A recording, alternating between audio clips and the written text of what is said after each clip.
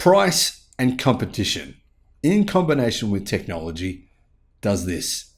It works literal miracles. Who would have thought we would be here today? This car is utterly brilliant for the price. It is genius. What happens here? Innovation was forced on the company. Why was it forced on them? Well, because companies competing for your dollar, for sales, are forced to innovate. And innovation is what got the world to where we are today. The Wuling Hongwan Mini EV, it's already one of the most popular electric cars in the world. And it's one of the most popular electric cars in China. This car it's really, really good for the price. But the price is now way cheaper. Before today, the price was around $5,000 for the cheapest version. But now Wuling, in combination with General Motors and SAIC, have come up with a way to make it cost half the price and get more people into these vehicles. And this strategy is actually much smarter than you think. Hello, my friends. Welcome to the channel. I'm the Electric Viking. Great to see you. Thank you for tuning in. My name is Sam Evans. And if you're new to the channel, make sure you check out some of the 3,200 and something or other videos we've done over the last 2 years, all about electric cars, the future of renewable energy, and the future of the automotive industry. The future of the automotive industry, well, a lot of it is being lost to China right now. Billions of dollars are moving away from the West, and they're moving to China. This is one of the reasons. General Motors, well, they're in China. Their sales are going down. But this is one bright spot for the company, the Wuling Hongwan Mini EV. Now, obviously, they don't make a lot of profit on these cars, but they've come up with a new idea. Let's be the next Netflix. I first thought of this and I thought, well, I don't know how many customers would want to do this. And then I realized, actually, yes, they will. Why? Because the price, it's affordable. Now, customers in this segment, they're generally very, very price sensitive. As you would be. You're paying $5,000 for a car. You're probably thinking hard. I mean, to you, paying half that price would be a massive reason to get one of these cars, or it might in fact be the reason you can afford one in the first place. Now, can you afford a front up payment of $5,000? Well, a lot of people can't. In fact, billions of people can't. But maybe many of those billions of people can afford a car for $2,800. Now, there is a catch to this scenario. Here's what the catch is. CarNewsChina.com reports that the Wuling Hongwan Mini EV is an extremely cheap electric city car from the SGMW Tri-Venture, which is SAIC, GM, and Wuling. It's still one of the best-selling electric cars in the world. The price, though, has dropped now from about $5,000 for the cheapest model to only $2,850. But it doesn't come with a battery. Actually, though, this makes a lot of sense. When I first read this story, I thought, whatever, this isn't going to catch on. And then I realized that it will. The reason is because this actually puts this car in the hands of many, many, many tens of millions of people who otherwise could not have previously afforded it. Can they afford to subscribe to the battery, though? They can. The price is well within their ability to pay. Now, the Wuling Hongwan Mini EV is around 3 meters long. It's a small car, but it can actually fit 4 people incredibly, and even some luggage as well. It's incredibly practical, it's cute. In fact, there's more accessories for this car than any other car created in the history of mankind.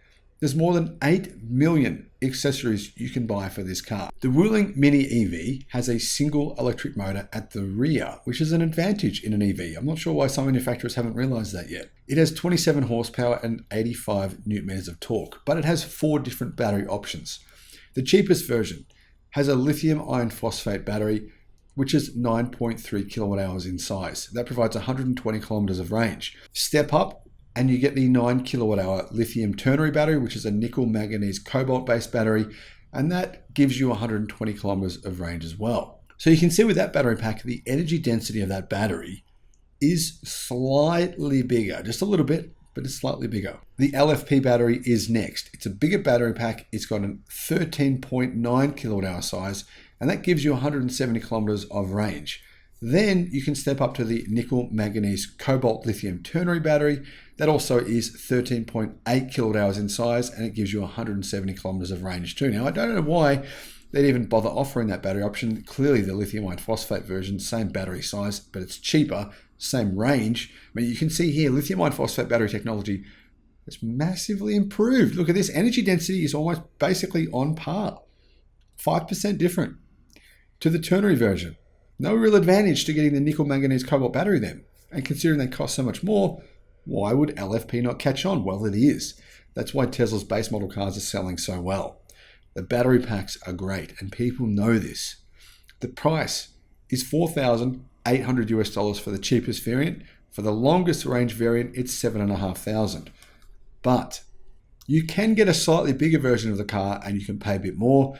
That just gives you another option. But that bigger option will give you a lithium iron phosphate battery pack which is 26.5 kilowatt hours in size, which is a big battery pack for a car this size, providing the car with 300 kilometers of range. However, that model starts from $8,000 US. So how have these how is General Motors ruling in SAIC? How have they gotten the price down to $2,800? Well, they figure that by renting the battery to you, in the end, in the long run, they'll end up making more money, or at least they'll get a lot more customers anyway.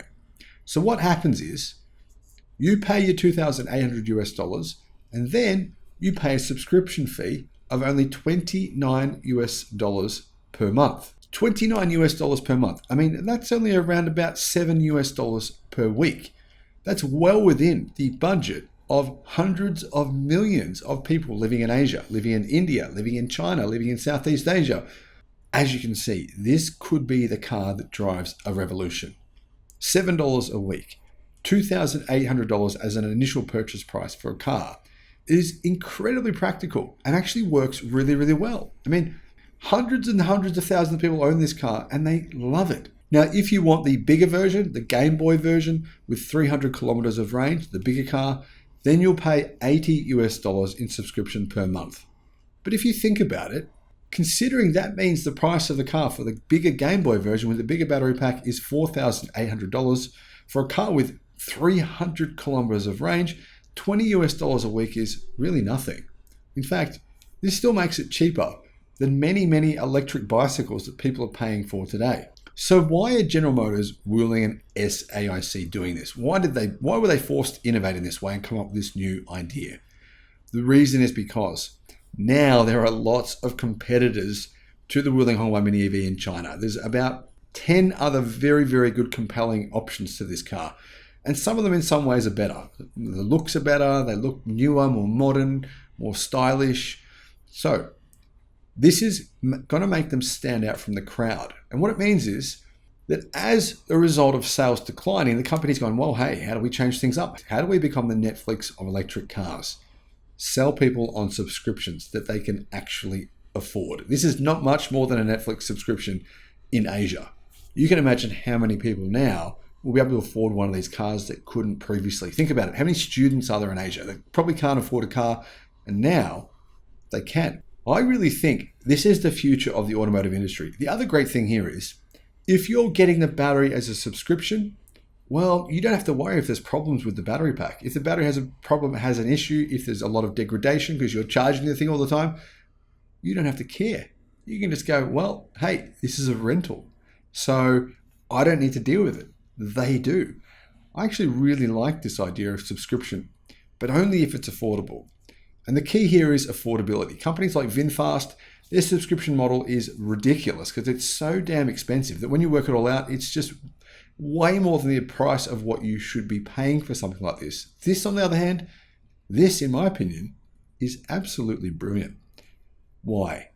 It will bring electrification to many hundreds of millions of people that might otherwise have never, ever been able to experience it. I love this stuff. Let me know your thoughts in the comments. Do you agree? Do you disagree? Thank you for watching. Bye-bye.